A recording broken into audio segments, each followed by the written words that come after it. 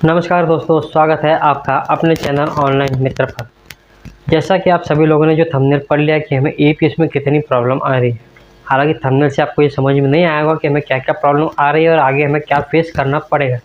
तो चलिए बढ़ते हैं हमारे वीडियो की तरफ। सबसे पहले मैं अपने सभी सब्सक्राइबर्स का स्वागत करता हूँ। कुल मिलाकर 561 सब्सक्राइबर्स हो चुके हैं। इसके अलावा जो भी दर्शक हमारे चैनल पर नए हैं उनसे भी मैं अनुरोध करूँगा कि वो भी हमारे सब्सक्राइबर्स की लिस्ट में अपना नाम शामिल करें।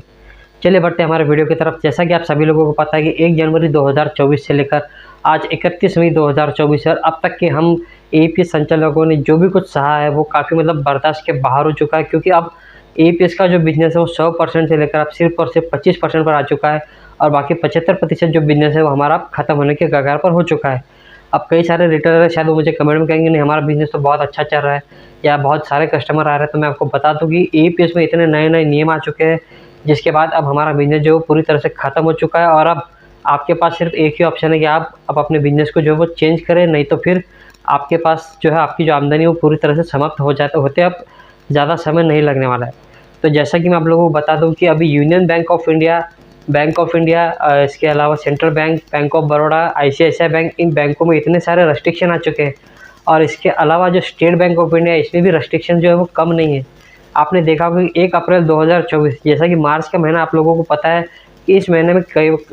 एमपीसीआई और बैंकों के द्वारा लगभग 60 से 70% ग्राहकों के जो है एपीएस राइट्स जो है वो डिसेबल कर दिए थे। यानी कि आप लोगों के पास जो भी ग्राहक आ रहा था तो वहाँ पर आपको एक एरर देखने को मिल रहा था कि APS services disable by bank. तो ये एनपीसीआई की तरफ से किया गया था और इसके बाद जिन ग्राहकों ने बैंक में जाकर अपने री केवाईसी करवाई और अपना जो आधार है वो फिर से लिंक करवाया अपने बैंक खातों से,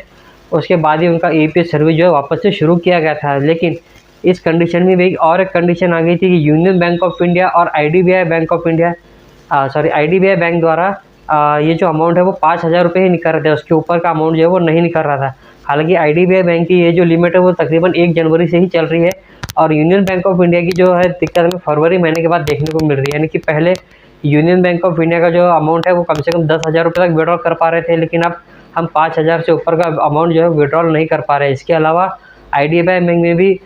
जिन कस्टमर्स का फुल केवाईसी और बड़ा बैंक अकाउंट है सेविंग में भी, तो उन्हीं कस्टमर्स का 10,000 रुपये विड्रॉल हो रहा है। बाकी जितने भी ग्राहक है उन सभी का 5,000 रुपये के ऊपर का विड्रॉल नहीं हो रहा है। इसके अलावा स्टेट बैंक ऑफ इंडिया में भी हमें सेम एरर देखने को मिलता है जब हम 10,000 रुपये का अमाउंट विड्रॉल करते हैं। यानी कि अगर हमने 10,000 रुपये की धनराशि डाली और हमने विड्रॉल किया तो वहाँ पर हमें रिस्क देयर सॉल्व या फिर ट्रांजेक्शन लिमिट ऐसा हमें एरर देखने को मिल रहा है। तो इस समय स्टेट बैंक ऑफ इंडिया के हम लोग 9,900 रुपये विड्रॉल कर पा रहे हैं, लेकिन बाकी बैंकों का यानी कि अब हम बात करेंगे बैंक ऑफ बड़ौदा और सेंट्रल बैंक ऑफ इंडिया। काफ़ी जितने भी मेरे दर्शक हैं उन्होंने मुझे कमेंट किया है कि सर हमें सेंट्रल बैंक ऑफ इंडिया का हमें प्रॉब्लम का सोल्यूशन बताओ। तो मैं बता देता हूँ दोस्तों कि ये जो प्रॉब्लम हो बैंक एंड की तरफ से यानी कि बैंक की तरफ से है और इस प्रॉब्लम का सोल्यूशन जो हमें हो सकता है कि जुलाई महीने में देखने को मिल जाए, क्योंकि आप सभी लोगों को पता है कि 30 जून 2024 जो है वो L0 बायोमेट्रिक डिवाइस की लास्ट डेट है।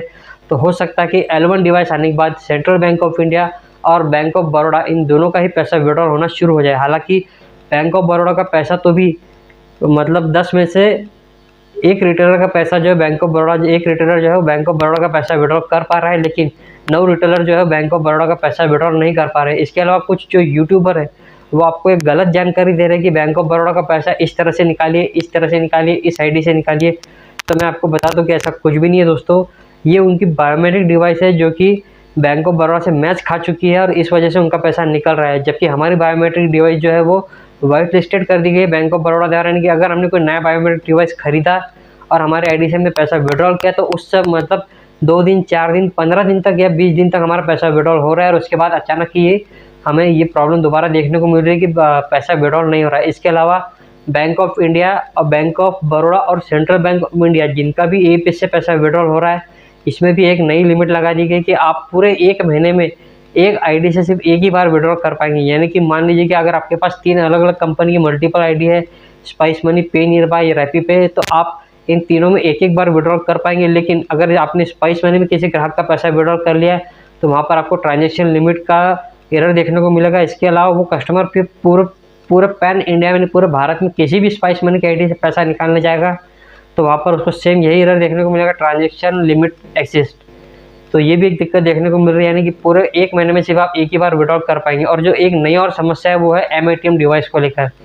जैसा कि बहुत सारे रिटेलर हैं जिन्होंने माइक्रो एटीएम का डिवाइस लेकर रखा है, तो पहले एटीएम के माध्यम से जो है हम पैसा एक दिन में 2 बार 3 बार 4 बार जितनी भी उसकी बैंक द्वारा दी गई लिमिट है 10-10 हज़ार रुपये के अमाउंट में हम लोग निकाल पा रहे थे। लेकिन अब ये जो लिमिट है वो 24 घंटे में एक बार कर दी गई, यानी कि अगर किसी कस्टमर की लिमिट 40 हज़ार रुपये की है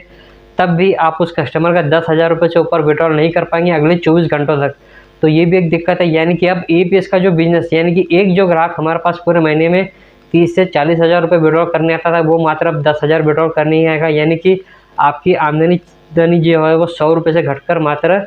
25 रुपये रह गई। तो अब आप ऐसा अनुमान लगा दीजिए कि मैंने जो वीडियो बनाया वो गलत है या सही है। अगर मैंने गलत जानकारी दी है तो आप मुझे कमेंट में बताइए, और बताइए कि मैंने आपको कौन सी गलत जानकारी दी है, क्योंकि मैं भी जानना चाहता हूँ कि जितने भी कुछ रिटेलर जो है वो मेरे वीडियो को डिसलाइक करते हैं तो आप कीजिए, डिसलाइक करने का आपको अधिकार है, क्योंकि बहुत सारे रिटेलर जिनको जानकारी पसंद नहीं आती, तो मैं कहता हूँ कीजिए, लेकिन साथ में कमेंट में ये भी बताइए कि क्या रीज़न है कि आपको ये जानकारी गलत लगी। आपका बिजनेस 100 रुपये में से सिर्फ 25 रुपये रह गया, ये जानकारी अगर गलत हो तो आप मुझे कमेंट में बताइए। और अगर आपको वीडियो पसंद आया तो वीडियो को लाइक कीजिए और हाँ, चैनल को सब्सक्राइब जरूर कीजिए, क्योंकि मुझे आपके सहयोग की बहुत ज़्यादा ज़रूरत है।